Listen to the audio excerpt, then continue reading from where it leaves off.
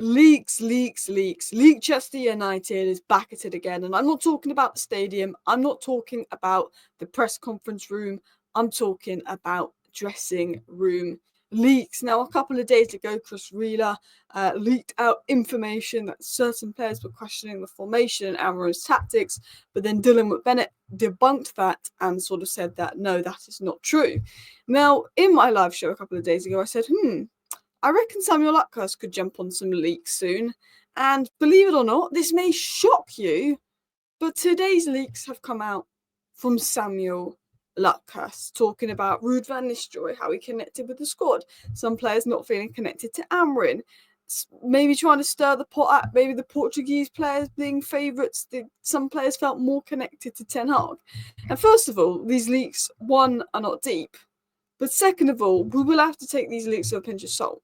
But Samuel Luckhurst is adding fuel to the previous leaks to suggest that maybe there is some tension between Ruben Amorim and the Man United players. Maybe that all is true. Maybe that those stories are real. So we're going to get into that. We're going to get into the leaks. We'll also at the end of this video talk about midfielder we're looking at in the Portuguese league, Osimhen and Delat transfer links as well. We will discuss some transfer news. But before I get into the leaks, I'm going to say this. When the Athletic leak out information, it's normally very credible. The Athletic, when it comes to leaks, is probably the one that I would listen to.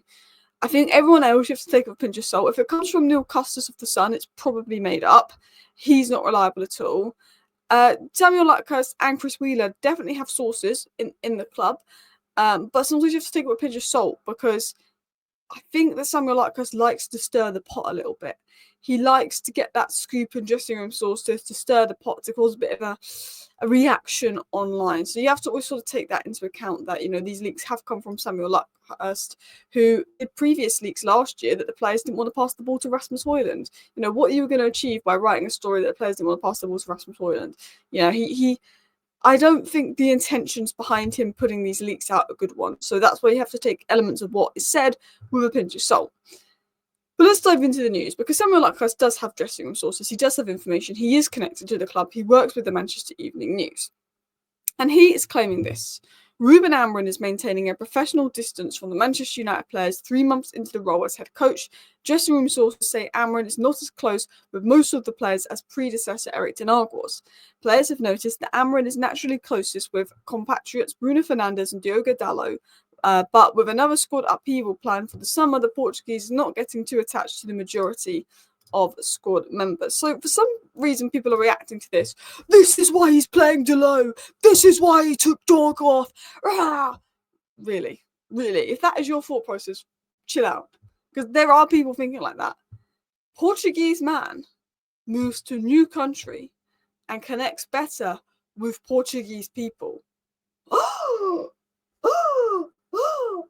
Come on. Like that's not news. That's not, he's got favoritism for Bruno and Dalot and like that. No, that's very normal.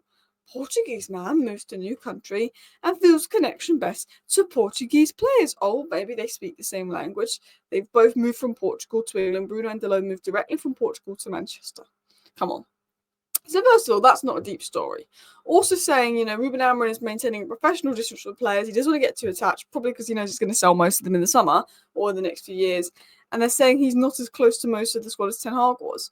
Well, yeah, because by the end of Ten Hag's reign, he'd been at the club for 3 seasons. He'd brought in the majority of the players, and Garnacho and Maynard were young players that he brought through.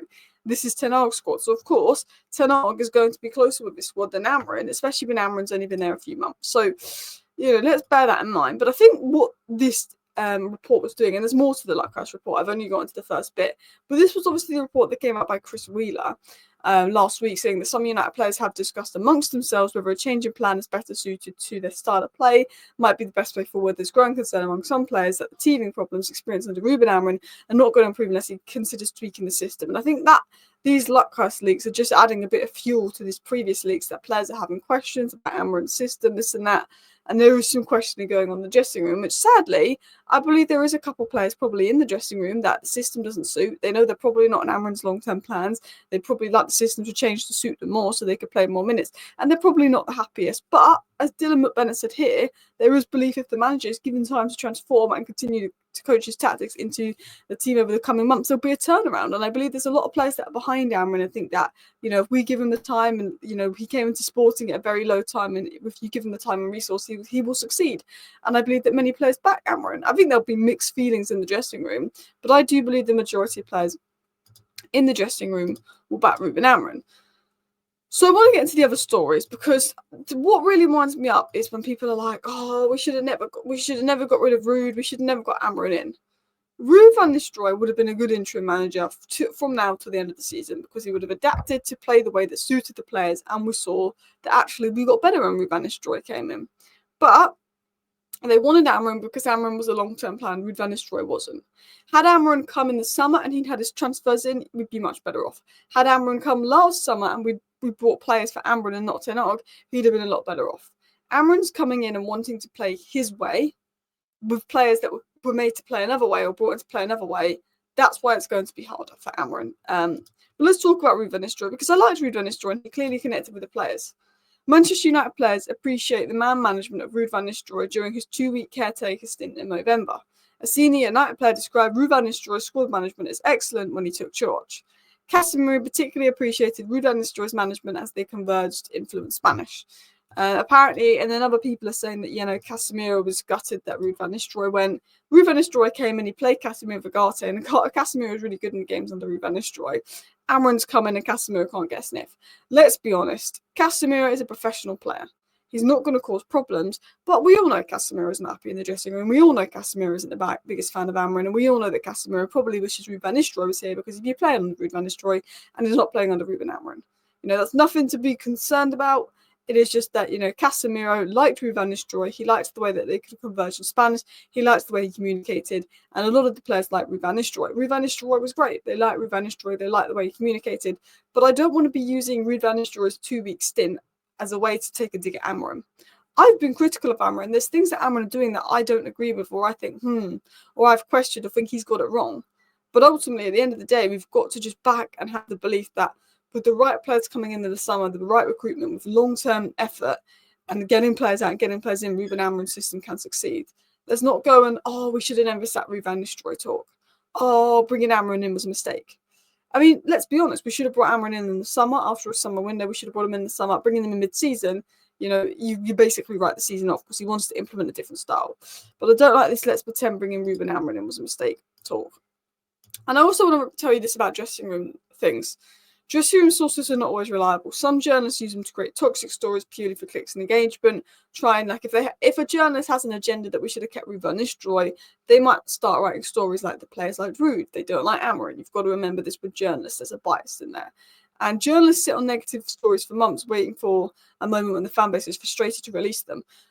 Larkhurst is known for 3 months that the players really liked Ruud van Nistelrooy and the way he communicated, and Casemiro really liked Ruud van Nistelrooy. Why 3 months later, when there's a bit of pressure on Amorim, are you releasing stories about how everyone liked Ruud van Nistelrooy?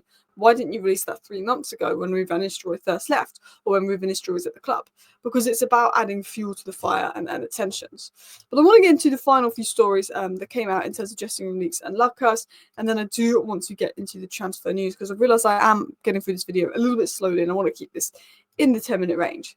It was said by the Manchester Evening News as well, despite Ten Hag's gruff nature and public fallouts with star players, aka Ronaldo, and I think De Gea, there was an issue with Varane, there was an issue. He had loyal bonds with a number of Manchester United players that he worked with at Ajax, and he also had a very good bond with Garnacho and Maino, who brought through, and obviously they scored in the last season's FA Cup triumph against City. So they were talking about how Erik Ten Hag had a good relationship with a lot of players in the squad. Amorim hasn't got that yet. Amorim doesn't want to get too close to the United squad, because he doesn't want to form relationships or bond and have favouritism to cloud his judgment. He wants to learn about the squad, see who's in his project, see who's not in his project. These aren't Amorim's signings. These aren't Amorim's young players he's brought through. So that's why Amorim doesn't have a close bond with the squad yet, like Ten Hag did with certain players. Amorim will eventually have a good bond with the squad. I don't think it's anything to be worried about.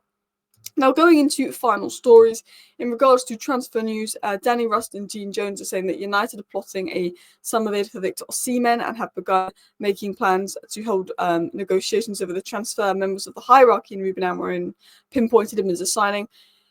If we can't get Gyökeres, I think we go for Osimhen. I think potentially Højlund could be used in a deal. Maybe Garnacho if Napoli's got interest there, but Napoli are very difficult to deal with. So that's sort of news coming out in regards to Victor Osimhen. And then we've got a few other transfer stories saying we're looking at Porto midfielder Rodrigo Mora, who's also been linked to Arsenal. And of course, more updates saying we're keeping an eye on Delap. The Athletic, a very reliable source of information, has constantly linked us to Delap. But anyway, that's sort of a summary of all the sort of latest Manchester United news, transfer news in the last 10 minutes. More so talking about the leaks and all of that as well. But to be honest, I think you have to take all leaks with a pinch of salt. But there's definitely going to be players in there that are questioning Amorim and players that aren't happy because they're not playing a lot under Amorim, and that's normal. But I think that enough United players are clever enough to understand it's a long-term project. Thank you for watching. Bye.